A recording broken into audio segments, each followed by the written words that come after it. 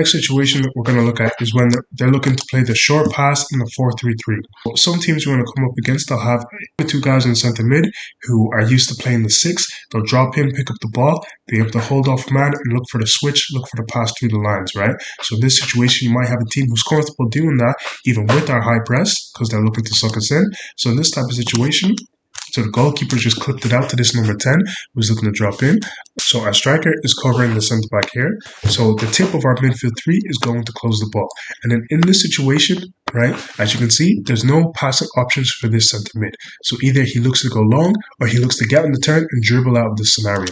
So if that's the situation, right, as the tip of our midfield presses him on his touch, then our number 6 is going to drop into this little space just behind him. So if he either turns him this way or this way, our number 6 is in close proximity to help out, stop his progress, which will allow our number 7 to then get back around and do the same for him. And then as usual, we're matching all across the pitch. Let's look at the scenario where 7 is beaten off the dribble and they're able to break our press and push out. So like I said before, our number 6 is going to cut him off on his passing lane if he goes to the opposite side.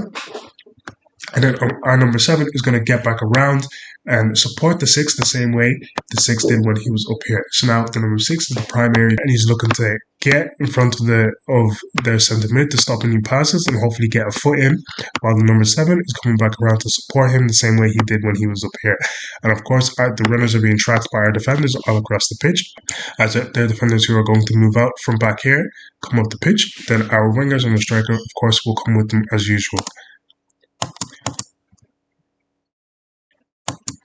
So that in this situation, when the number 6 comes to meet him over here and the number 7 is supporting, this man here can often look for the diagonal either to the number 8 who might make a run up here or through the middle to the strikers. In this situation, we want the keeper to be able to sweep. In the last match, our goalkeeper was doing it very well, very effectively. When the ball was coming over the top, he was meeting it early and he was getting us out of trouble, right? So ideally, the goalkeeper is coming out to sweep. If our centre-back is going to make it first, then he can knock it back to the goalkeeper and we can retain possession that way. It's also good, but we need to have that communication between our triangle here. Our two centre-backs are going to be able to monitor the runners, and our goalkeeper, this is the really important part about the long ball. Our goalkeeper can see when the ball is hit, and then he can see the distance between himself and the runners and how much time he has to meet the ball, because he can see just about where it's going to bounce.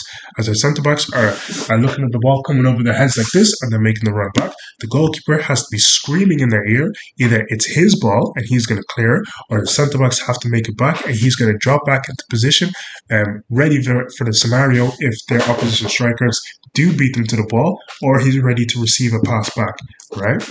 So in this scenario, the goalkeeper's going to get that first, he's going to send it out, good sweep.